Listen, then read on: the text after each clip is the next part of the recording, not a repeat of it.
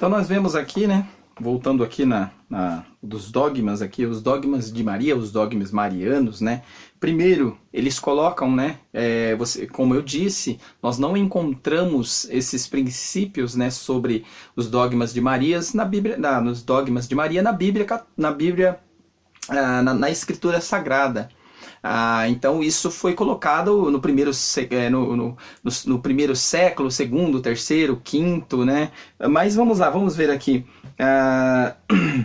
Vamos ver aqui os dogmas, os 4 dogmas marianos que eles colocam aqui, tá? Primeiro, a maternidade divina de Maria, né? Que, vamos dizer assim, é até um insulto, um absurdo você falar sobre uma maternidade divina. Uma maternidade divina, divinalizar a própria mãe de Jesus, porque nós vemos ali que ela teve uma maternidade divina. Qual que é o princípio da divindade da maternidade de Maria? Né? Se eles querem caracterizar que ela nasceu assim como Jesus, que foi o seu nascimento, ele caracterizou a participação do Espírito Santo com a semente da mulher. Vamos lá, vamos entender aqui. Maternidade divina de Maria. Esse dogma, olha só, esse dogma ele foi declarado no Concílio de Éfeso em 431, tendo ficado definido que a Virgem Santíssima é verdadeiramente mãe de Deus, por ser a mãe de Jesus Cristo, que é Deus. Então você vai ver que o que isso tem a ver, que o que isso caracteriza a maternidade divina de Maria. Caracteriza, vamos dizer assim, não a sua divindade, não caracteriza que a Maria era divina ou que ela tinha uma divindade, não. Caracteriza que o ventre que ela emprestou, né, que foi emprestado para o nascimento de Jesus ali, usando a terminologia do emprestado, porque Deus assim, né, assim pegou esse ventre emprestado para o nascimento do seu filho, para vir nascer o filho, o Salvador, que era Jesus. Então, isso não traz o sentido de Maria ser alguém que fazia parte do conceito divino, né? Ela era uma mulher igual a todas, né? Claro, uma mulher da linhagem do próprio Davi, porque assim a origem de Jesus viria, né? Da linhagem de Davi. Então, ela apenas emprestou o seu ventre para que Jesus viesse nascer a isso, não fez com que ela se tornasse alguém da divindade ou uma pessoa divina, não. Simplesmente ela era uma pessoa comum, uma mulher igual a todas, que, porém, pela sua, vamos dizer assim, né, pela sua personalidade, por ela se manter ali agradável a Deus, serva de Deus, obediente a Deus, Deus achou graça. Assim como nós vemos ali, quando Deus ele dá testemunho, né? Quando Deus dá testemunho do próprio Jó, né, que fala que ele era um homem temente, fiel a Deus. Então Deus dá testemunho do próprio Jó. Isso não torna ele um ser divino. Deus dá testemunho também de Noé, né? Deus dá testemunho de Davi, olha, achei Davi, isso também não traz uma divindade para eles. Então isso de Maria ser agraciada, do seu ventre ser agraciado para receber o Filho de Deus, foi porque ela recebeu essa ordenança, ela recebeu esse merecimento por se manter ali de uma fé, se manter ali serva, se manter ali em uma característica ali de uma serva de Deus fiel ali. Então isso fez com que ela fosse ali emprestasse o seu ventre para que nascesse Jesus. Segunda, a virgindade perpétua de Maria. Isso também é outra característica que as Escrituras não mostram. As Escrituras não mostram, pelo contrário, as Escrituras ela nos dá o entendimento, elas nos dá o entendimento que Jesus, após o nascimento de Jesus, José, ele conheceu a sua esposa. Então ali está bem claro, tá? Está bem claro aqui, vamos achar aqui, vamos pegar aqui o nascimento aqui. Mateus também vai nos dizer no nascimento de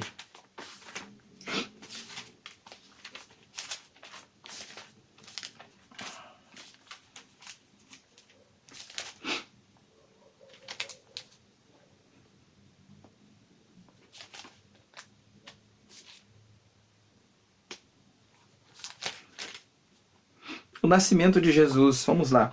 No verso 25, no capítulo 1, verso 25, ele vai dizer assim, ó: E José, despertando-se do sono, fez como o anjo do Senhor lhes ordenara, e recebeu a sua mulher, e não a conheceu até que, olha só que importante isso daqui, olha para nós entendermos aqui.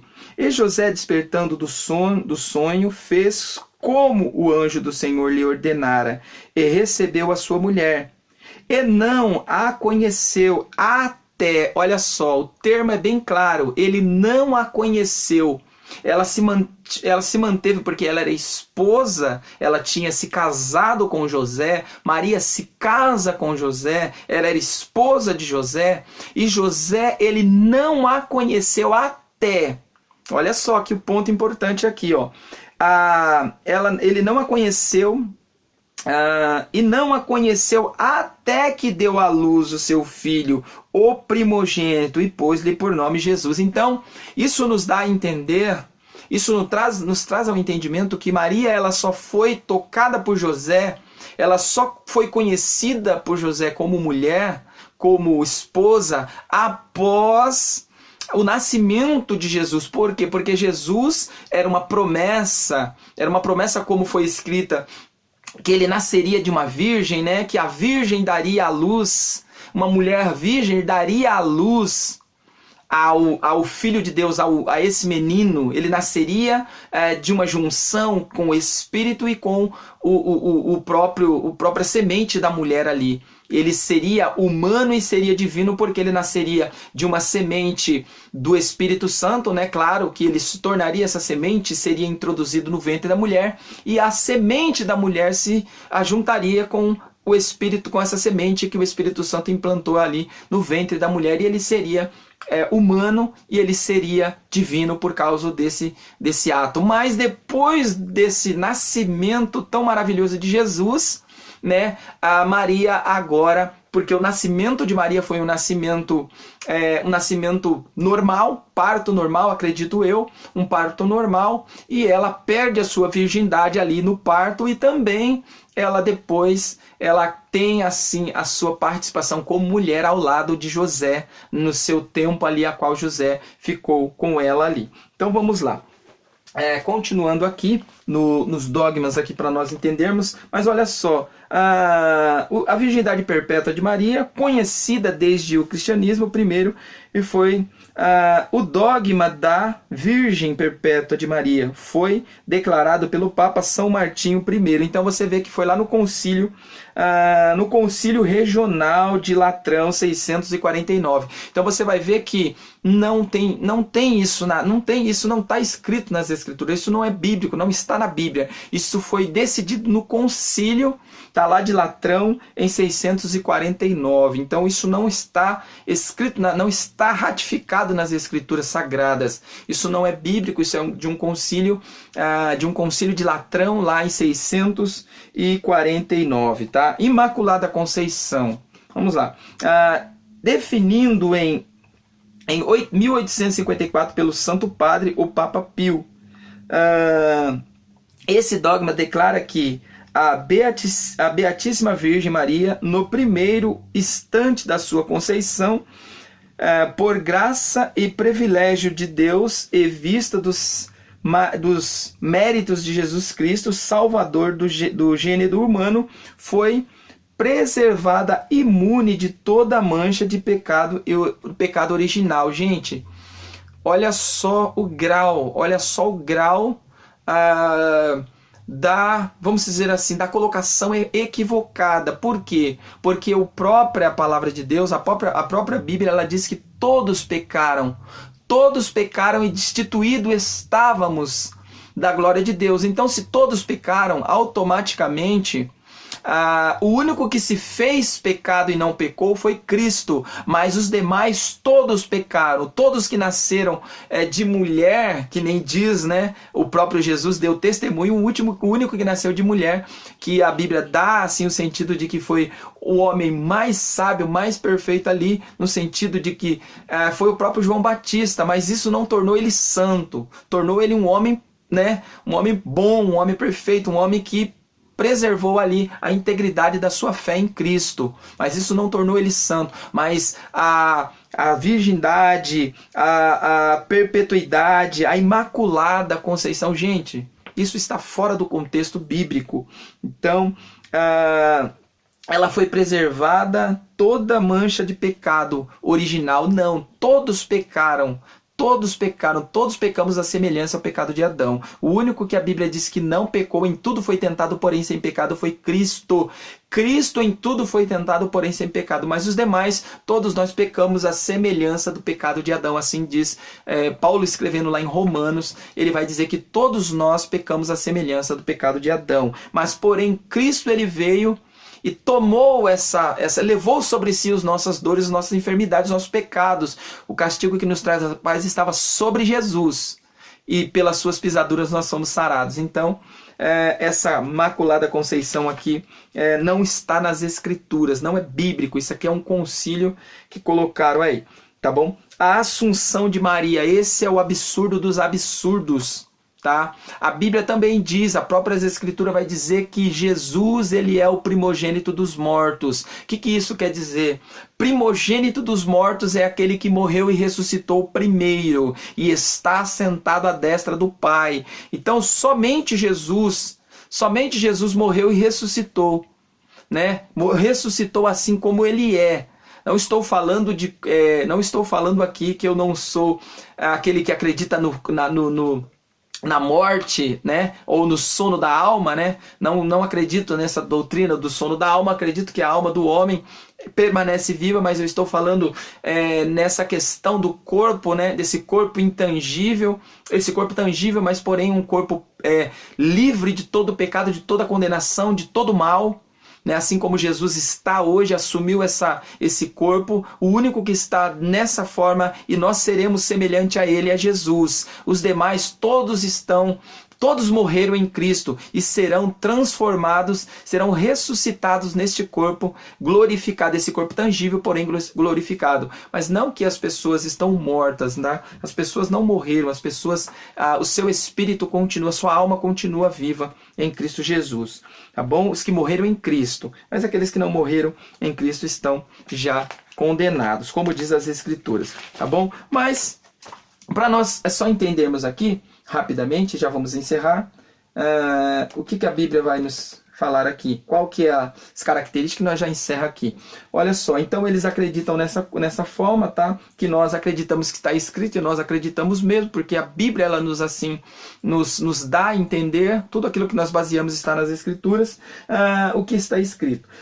Não terás outros deuses além de mim. Não farás para ti imagens esculpidas, nem figura alguma que existe em cima do céu ou debaixo da terra. Não te prostrarás diante dela, dos ídolos, nem lhes prestarás culto, pois eu sou o Senhor teu Deus, um Deus ciumento. Êxodo 20, capítulo 20, verso 5 a 3. Verso do 5 a 3. Pois bem, olha só como que eles dizem, né? Como que os católicos, a Igreja Católica vai dizer. Pois bem, a Igreja Católica é fidedigna ao primeiro mandamento. Fidedigna a esse trecho do livro do Êxodo, que pode ser entendido plenamente dentro de toda a Bíblia Sagrada escrita, pois também está escrito.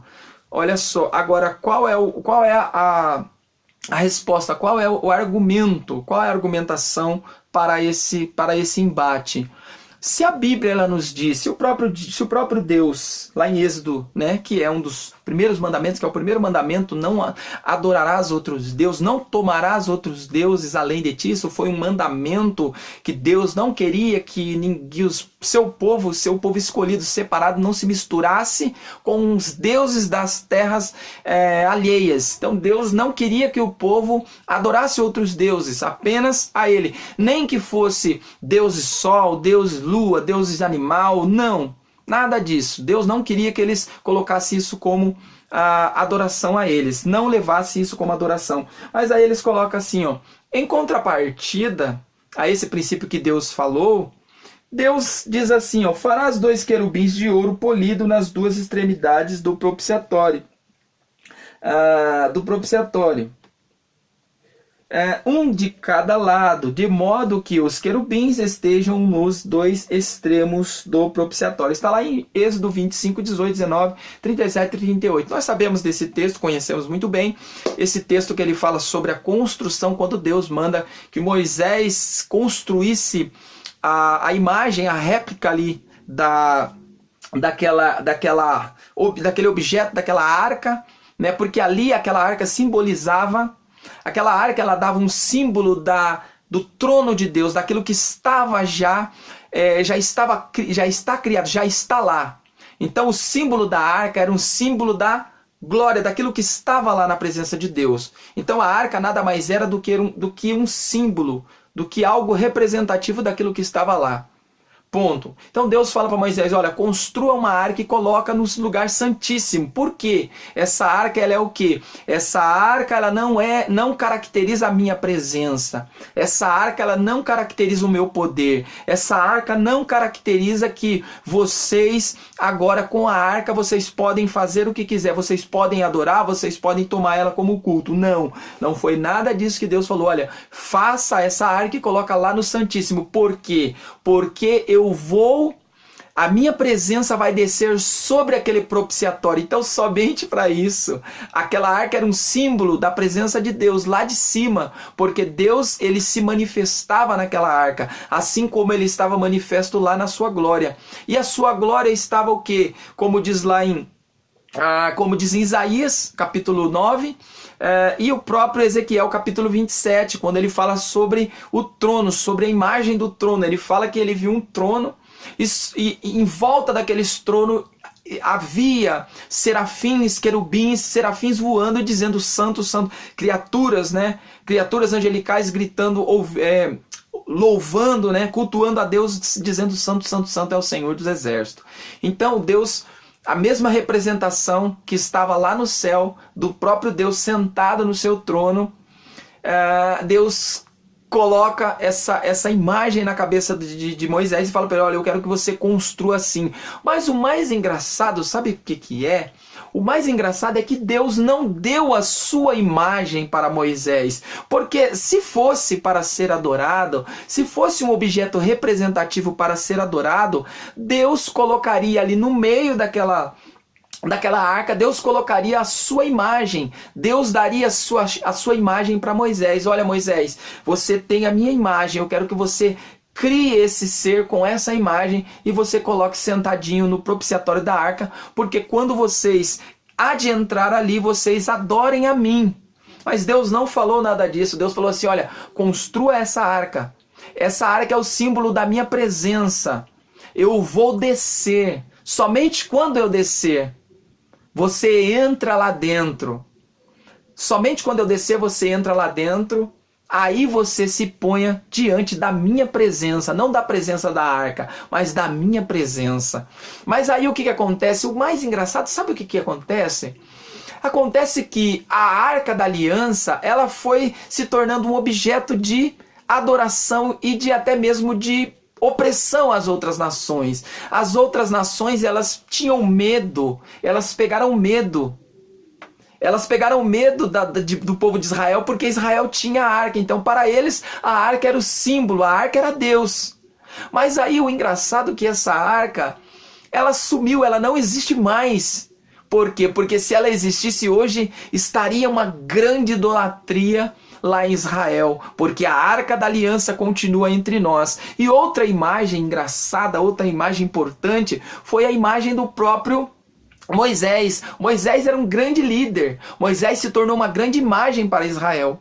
Mas o mais engraçado é que o próprio Deus pegou o Moisés, manda ele subir para o monte e fala para ele, olha Moisés, sobe para o monte que você vai morrer. E Deus ali tira Moisés, só que o corpo de Moisés Deus esconde. Para quê? Para que o corpo de Moisés não se tornasse um objeto de adoração. Porque se Moisés estivesse lá, se Moisés estivesse ali, seria um objeto de adoração. Então você vai ver que Deus ele sempre fez as coisas para que não se tornasse objetos de adoração para o povo. Aí tudo bem, vamos lá, continuando aqui. Aí eles colocam, né? Farás 2 querubins, né? Como foi mandado por Deus fazer uma serpente. Aí depois eles colocam fazer uma serpente venenosa e coloca a sombra a uma haste, aquela que for mordido, mas olhar para ela ficará com vida. Moisés fez, pois, uma serpente de bronze e colocou-a sobre um poste. Números 21, 8 e 9. Também nós sabemos que isso foi um fato. Isso aconteceu por quê? Porque o povo tinha se levantado contra Deus, o povo tinha se levantado contra a imagem de Deus, né? Se levantado contra a própria imagem de Deus e não queria mais, eles queriam voltar da onde eles saíram e Deus estava agora irado com eles. E por isso o que Deus fez? Deus mandou que as serpentes ali no meio do deserto mordessem aquele povo e o povo estava morrendo. Aí Moisés viu o que estava acontecendo e foi falar com Deus. E Deus pegou e fala para Moisés: olha, Moisés, eu quero que você vai lá, pegue ouro deles mesmo, você desenvolva aí uma serpente parecida com aquela, né, que estão mordendo ele, e vocês levante essa serpente e coloque lá no meio da onde eles estão, ali do arraial, do lado de fora do arraial, coloque ali, para quando eles passarem diante daquela serpente, eles olhem para ela e sejam curados. Mas o interessante não era a serpente que estava sendo adorada ou que estava curando eles. Não, o símbolo daquela serpente, ela simbolizava vergonha. O levante deles contra Deus e a vergonha que eles estavam tendo. Por quê? Porque através daquela serpente eles estavam morrendo. Então você vai ver que a característica daquela serpente seria a vergonha que eles estavam passando de ter se levantado contra Deus. E eles tinham que olhar pelo mesmo objeto. O mesmo objeto que estava matando eles seria o mesmo objeto que eles teriam que olhar para eles e ver que aquilo foi o fato. Aquilo foi o fato deles estarem morrendo. E eles lembrar que Deus estava além. Aí você vê interessante que você vê que aquela mesma serpente, ela traz um significado lá na frente, porque foi dito que assim como a serpente foi levantada lá no deserto, importa que o Filho do Homem seja levantado. Mas para quê? Para ser glorificado, para ser adorado? Não, para vergonha. Então você vai ver que o símbolo daquela serpente, ela foi um símbolo de vergonha para Israel. E aquele mesmo símbolo de vergonha para Israel estava sendo aquele novo símbolo de Jesus ali como vergonha para Israel. Mas através daquele símbolo, eles olhavam para eles e lembravam o que eles tinham feito contra Deus. E a mesma coisa estava acontecendo com Jesus. Jesus veio, apontou o pecado deles, eles o colocaram naquela cruz, e aí o que aconteceu? Eles estavam morrendo, eles iriam morrer, mas através de Jesus olhando para ele, o pecado deles foram perdoados. A diferença é que quem estava sendo levantado agora não era a serpente, mas era o próprio Jesus, porque o Jesus veio para passar aquela vergonha por eles, para levar sobre eles. Jesus levou sobre si as nossas vergonhas. Jesus passou vergonha em nosso lugar, passou sendo cuspido, sendo xingado por todos naquela cruz. Mas ele olhou para aquele povo e disse: Pai, perdoa porque eles não sabem o que fazem. Então, o símbolo da cruz é diferente do símbolo da imagem. O símbolo da cruz é diferente do símbolo da imagem. A imagem, ela trouxe a vergonha e através da vergonha eles se arrependeram. A imagem de Jesus, ela trouxe a vergonha para Jesus.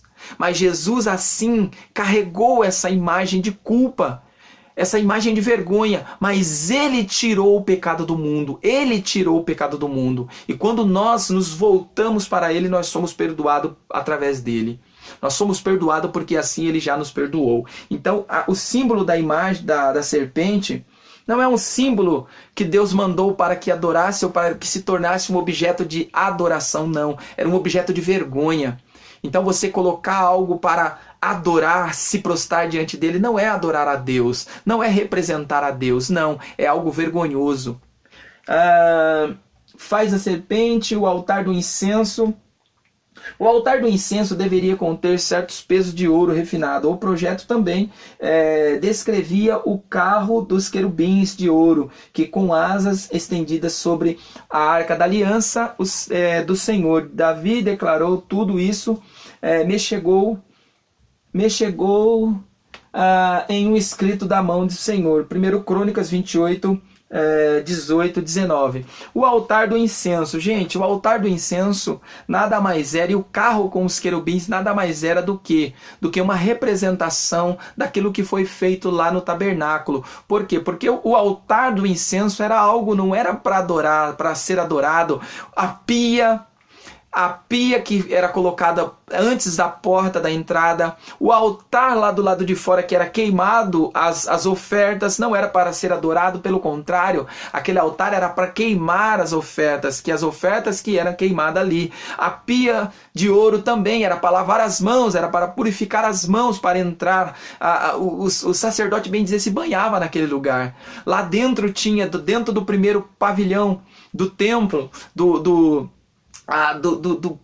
do templo, né, que foi feito ali no deserto, daquele tabernáculo, né, que foi feito por templo, foi o que foi feito por Salomão, mas o tabernáculo que foi feito ali no meio do deserto era um lugar aonde ali tinha alguns objetos. Ali tinha a mesa do propiciatório, que também não era para ser adorada, era para ficar os pães da propiciação ali. Um outro altar, que era o altar do incenso, que era queimado os incensos, que aquele incenso subia, não era para ser adorado. O sacerdote não se prostrava diante daqueles altares, e tinha o candelabro, que eram as luzes que iluminava. Então, gente, nada do que foi feito ali dentro do templo ou dentro da cabana do tabernáculo era objetos de adoração, eram objetos que participavam, que estavam ali na participação daquela mobília. Ele fazia parte da mobília. A arca da aliança que estava lá dentro fazia parte da mobília, mas não era objetos de adoração. Então essa desculpa de que Deus mandou fazer obras de artifícios para ser adorada, isso não existe. Isso é uma interpretação equivocada. Eram objetos que estavam ali dentro, mas não eram objetos de culto. A mesma coisa hoje na igreja. Nós colocamos um púlpito, nós colocamos um altar, nós colocamos os bancos, nós colocamos instrumentos, nós colocamos vários objetos dentro do templo, mas não caracteriza que nós adoramos aqueles objetos. Nós não traz a característica que nós adoramos o púlpito, adoramos o altar, ou adoramos as coisas que estão em cima do altar. Não, aquilo são objetos que fazem parte do ambiente, do local, mas não são objetos de ser adorado. Aí tem a outra desculpa, né? A outra característica da imagem, das fotos, né? Que as fotos que nós temos, que assim como vocês têm as fotos, vocês pegam aquela foto para lembrar do seu ente querido, e você lembra dela, assim é a mesma coisa conosco. Nós fazemos aquelas imagens para lembrar dos homens que passaram pelo sofrimento, dos homens que se despiram, né, para viver o evangelho. Mas olha, gente, uma coisa é você ter uma foto. Uma coisa é você ter uma foto na sua carteira, uma coisa é você ter uma foto guardada. Eu tenho fotos comigo e com a minha esposa, dos meus filhos. Eu olho para aquelas fotos e vejo ali que eles são os meus filhos. Tenho foto do meu pai que já faleceu, tenho foto da minha avó que já faleceu, tenho foto da minha mãe, dos meus irmãos. Agora, a diferença essas fotos, elas não caracterizam para mim um objeto de adoração. Eu sei que aquelas fotos são deles, mas não são eles. Não são eles. Apenas eu tenho na minha lembrança, eu sei que aquela imagem é a imagem que foi desenhada, que foi feita, que foi tirada, que é a imagem deles ali, mas não é eles. É muito mais além do que uma foto.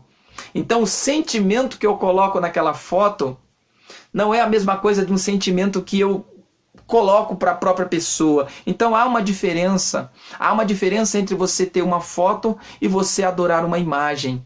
Então uma foto, ela só serve para eu saber que aquela foto ali, ela é representativa do meu irmão, ou da minha mãe, ou do meu pai, mas não é eles. É apenas uma imagem deles ali. Mas eu não adoro, eu não me prostro diante dela, eu não faço petição para ela. Eu não coloco ela como uma divindade. Agora, a diferença é você ter várias imagens para dias, meses, anos, muitas imagens ali no ambiente, e você se prostrar diante dela e adorá-la e fazer petições para ela. Um texto que eu quero ler aqui, está em Romanos capítulo,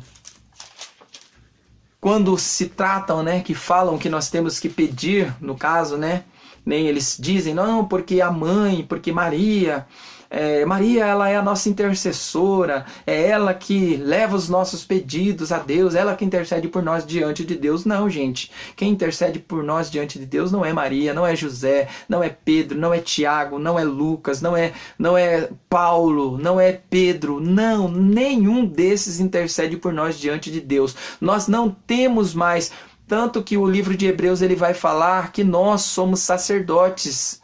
Nós somos sacerdotes, o véu foi rasgado, e nós temos agora livre acesso de entrar na presença de Deus. Nós não precisamos de representantes, nós não precisamos de apóstolos, de profetas, de discípulos, de servos, não. Nós não precisamos, porque nós temos o livre acesso. Jesus assim abriu o caminho que separava o homem de Deus.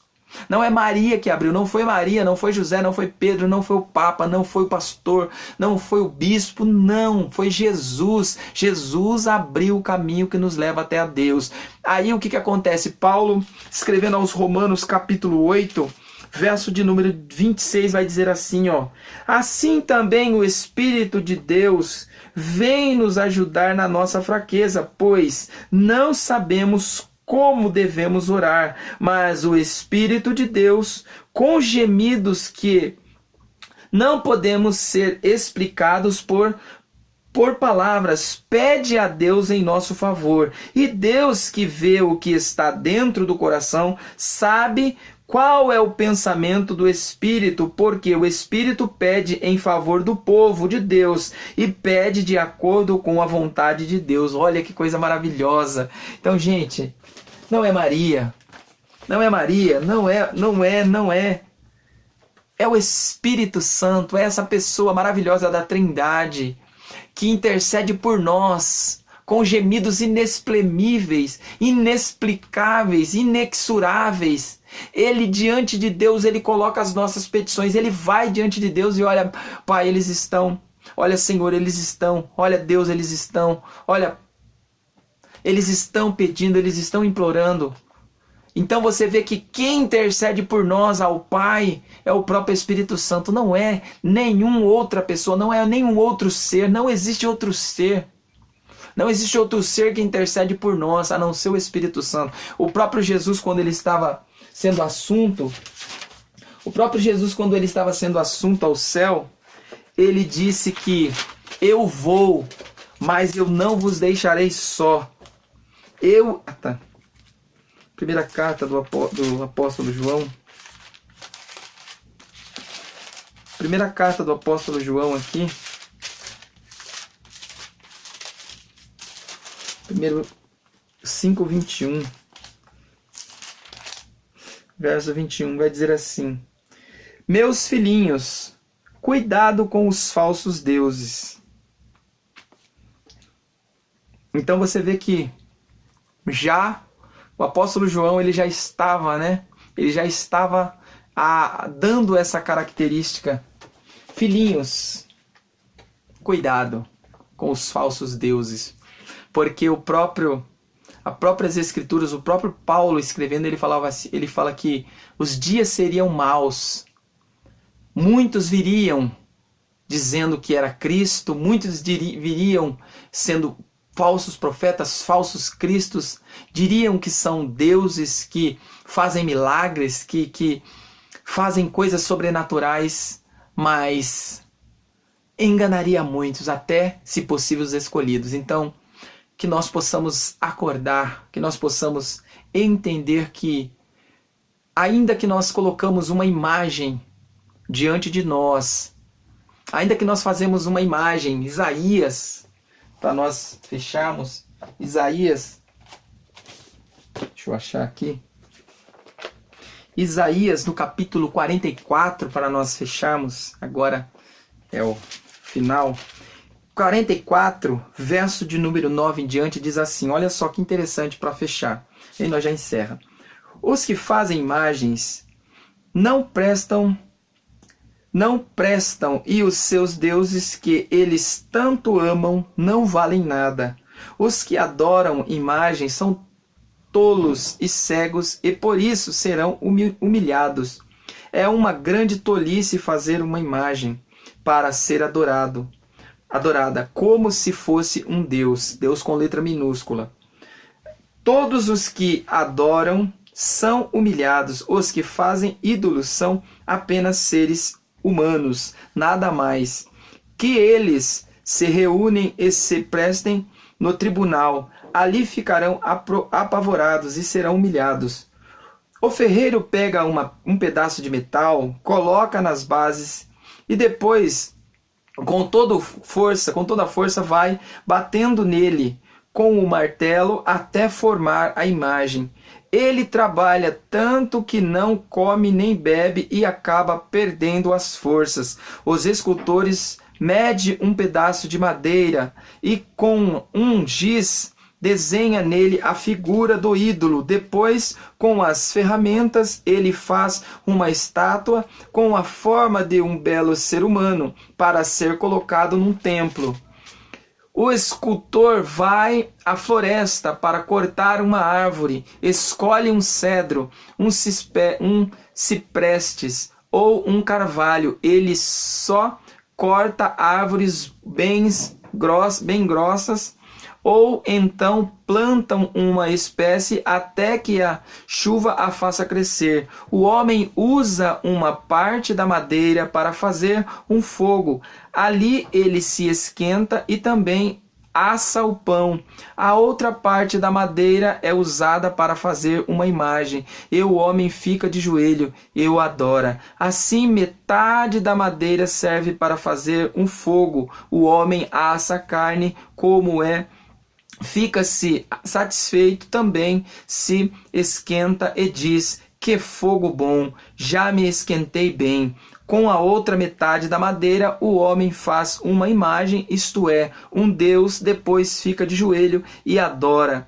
E faz esta oração: tu és o meu Deus, salva-me. Olha só como o texto de Isaías, capítulo 44, ele é explicativo.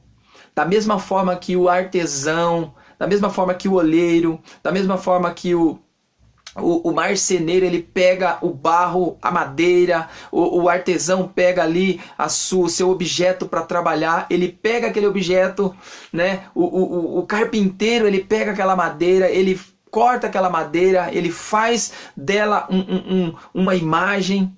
O artesão, ele faz a sua arte ali, naquilo que ele trabalha. O oleiro no barro, ele faz aquela imagem no barro. Uma parte ele usa para fazer o seu Deus, a outra parte ele usa para fazer qualquer outra coisa.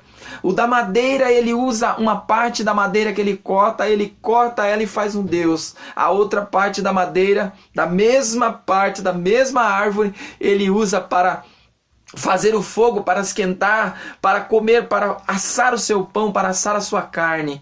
Então olha só, como nós podemos adorar um Deus, como nós podemos fazer uma imagem de um Deus com base em algo que nós mesmos queimamos, jogamos fora, pisamos, judiamos, estragamos, cortamos, batemos.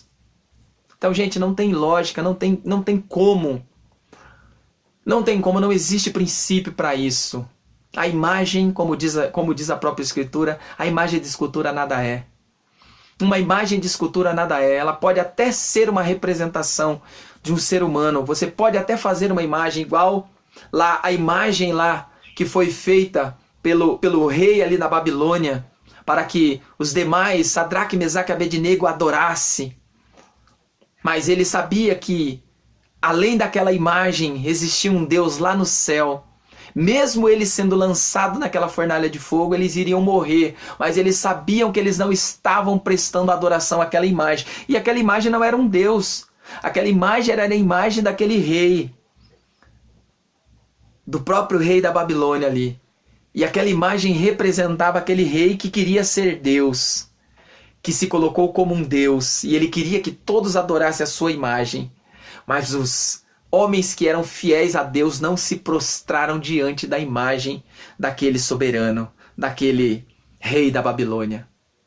Aí o que aconteceu? Eles foram lançados na fornalha de fogo.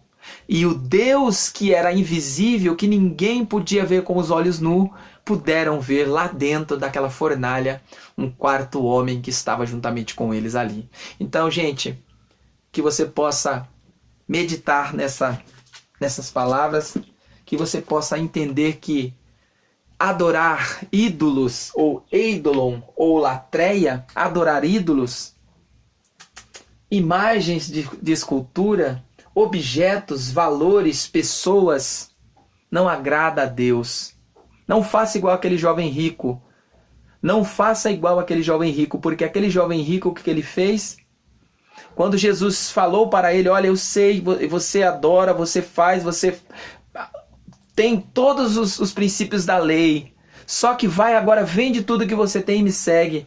Aí ele pegou e voltou para trás. Por quê? Porque o amor ao dinheiro estava no coração dele, como diz lá em Timóteo. O amor ao dinheiro é a raiz de todos os males, todas as espécies de males. E são muitos que estão adorando esse Deus. Então, se não é uma imagem feita por barro, por pedra, estão adorando ao cobre, o metal, o ouro, a prata, o papel. Então estão adorando, prestando latreia a elas. Culto, adoração, se ajoelhando, se prostrando. Então que nós possamos nos colocar apenas diante de Deus. O próprio Jesus ensinou, se você quer orar, entra no seu quarto, fecha a tua porta e ora ao seu Deus em secreto, porque ele te responderá.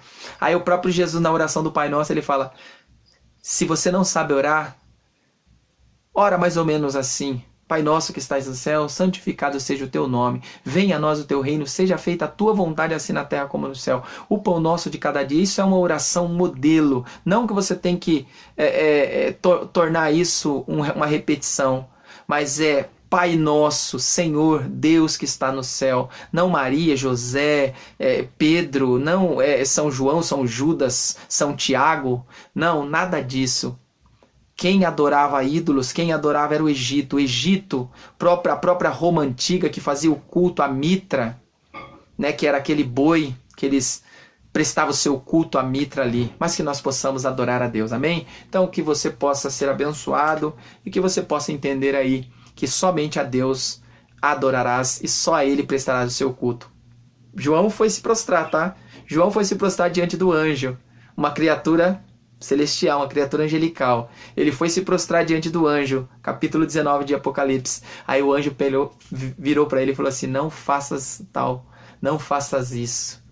Somente a Deus adorarás. Amém? Deus abençoe. Fique na paz. Nós logo traremos mais vídeos aqui. Peço que você nos acompanhe e comente aí. Deixe o seu comentário, deixe o seu like. Se você gostou, se você não gostou também, nós vamos estar respondendo aí. Deixa o seu comentário aqui embaixo, tá bom? Deus abençoe. Fica na paz.